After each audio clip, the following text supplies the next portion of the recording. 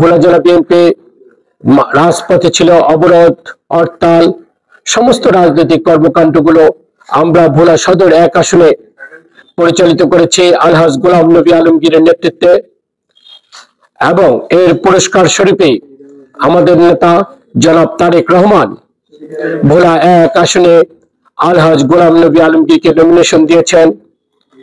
এটা কোনো দলীয় ফোরামের নির্বাচন নয়, এটা হয়েছে জাতীয় সংসদ নির্বাচন। জনগণের সাথে যে নেতা সম্পৃক্ত, জনগণের কাছে যারা সবচেয়ে বেশি জনপ্রিয়, সেই লোককেই নমিনেশন দেওয়া হয় জাতীয় সংসদ নির্বাচনে জনগণের প্রতিনিধিত্ব করার জন্য।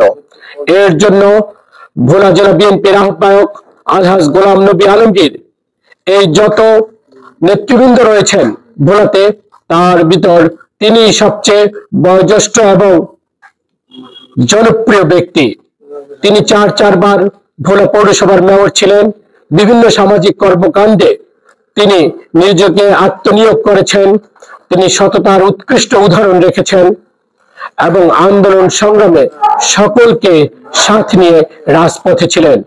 আপনাদের হয়তো স্মরণ আছে, শহীদ নুরে আলম এবং আব্দুর রহিম যেদিন শহীদ হন, তাকে সেদিন কিভাবে পুলিশ পৈশাচিক কায়দায় নির্মম ভাবে লাঠিপেটা করে।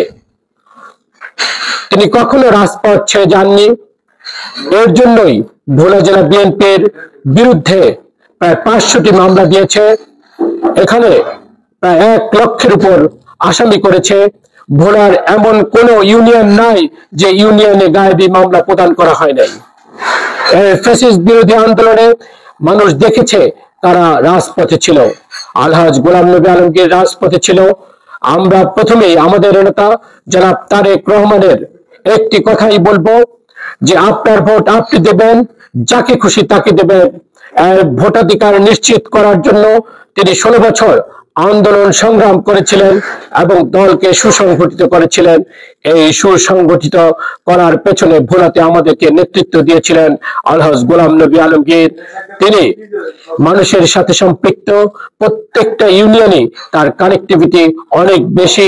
তিনি প্রতিটা মানুষের জানা যায়, প্রতিটা মানুষের সুখে দুঃখে মানুষের পাশে থাকেন। তার স্থানীয় বাড়িও ভোলাতে, তার ছোট খাটো ব্যবসা বাণিজ্য সবকিছুই ভোলাতে। তিনি ভোলাতে অবস্থান করেই মানুষের পাশে থাকার সর্বাত্মক চেষ্টা তিনি চালিয়ে যাচ্ছেন। ইলেকশন পাওয়ার পর তিনি একটি কথাই ঘোষণা করেছেন, যে আমার শেষ রক্তবিন্দু দিয়ে হলেও আমি ভোলার মানুষের পাশে থাকব। তিনি অঙ্গীকার করেছেন ভোলা বরিশাল সেতু হবে, ভোলাতে একটি আধুনিক হসপিটাল হবে এবং গ্যাস ভিত্তিক কল কারখানা ভোলাতে হবে। ভোলা যেহেতু একটি সম্ভাবনাময় জেলা, এই জেলাকে উন্নত করতে বিশেষ কোনো অসুবিধা আমাদের নাই, শুধু রয়েছে আমাদের পরিকল্পনার জন্য।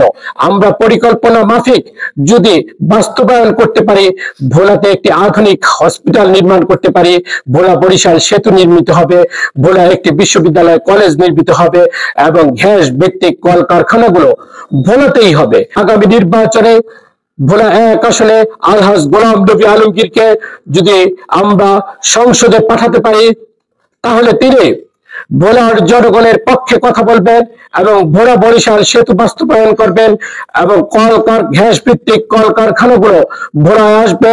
ভোলার আর্থসামাজিক অবস্থার আরো উন্নতি হবে। ভোলা জেলা বিএনপি রাজপথে ছিল অবরোধ, হরতাল, সমস্ত রাজনৈতিক কর্মকাণ্ডগুলো আমরা ভোলা সদর 1 আসনে পরিচালিত করেছি আলহাজ গোলাম নবী আলমগীরের নেতৃত্বে, এবং এর পুরস্কার স্বরূপে আমাদের নেতা জনাব তারেক রহমান ভোলা 1 আসনে আলহাজ গোলাম নবী আলমগীরকে নমিনেশন দিয়েছেন।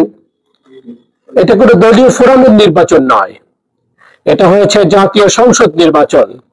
জনগণের সাথে যে নেতা সম্পৃক্ত, জনগণের কাছে যারা সবচেয়ে বেশি জনপ্রিয়, সেই লোককেই নমিনেশন দেওয়া হয় জাতীয় সংসদ নির্বাচনে জনগণের প্রতিনিধিত্ব করার জন্য।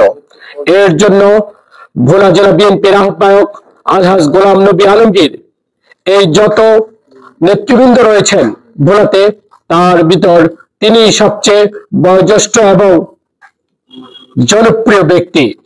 তিনি 4বার ভোলা পৌরসভার মেয়র ছিলেন। বিভিন্ন সামাজিক কর্মকাণ্ডে তিনি নিজেকে আত্মনিয়োগ করেছেন।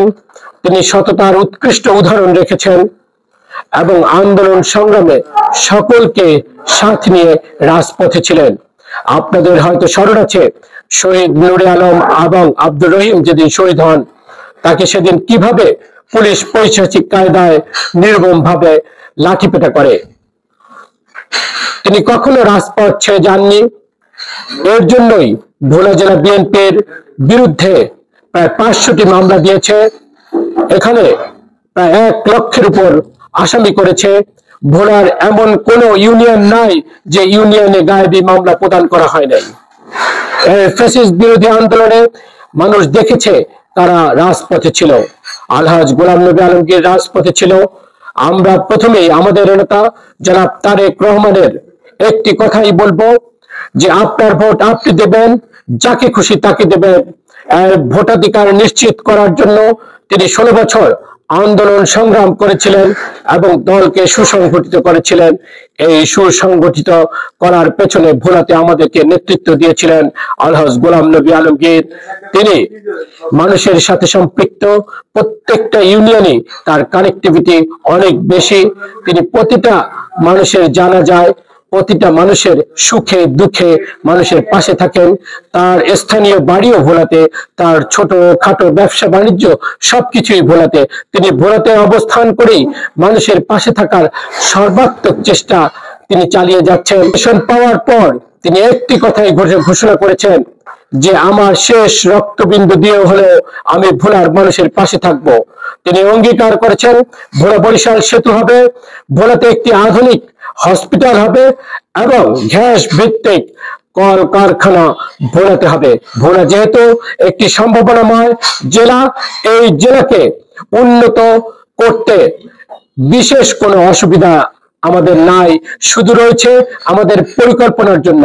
আমরা পরিকল্পনা মাফিক যদি বাস্তবায়ন করতে পারি, ভোলাতে একটি আধুনিক হসপিটাল নির্মাণ করতে পারি, ভোলা বরিশাল সেতু নির্মিত হবে, ভোলা একটি বিশ্ববিদ্যালয় কলেজ নির্মিত হবে এবং গ্যাস ভিত্তিক কলকারখানাগুলো ভোলাতেই হবে। আগামী নির্বাচনে ভোলা 1 আসনে আলহাজ গোলাম নবী আলমগীরকে যদি আমরা সংসদে পাঠাতে পারি, তাহলে তিনি ভোলার জনগণের পক্ষে কথা বলবেন এবং ভোলা বরিশাল সেতু বাস্তবায়ন করবেন এবং গ্যাস ভিত্তিক কলকারখানাগুলো ভোলায় আসবে। ভোলার আর্থ সামাজিক অবস্থার আরো উন্নতি হবে।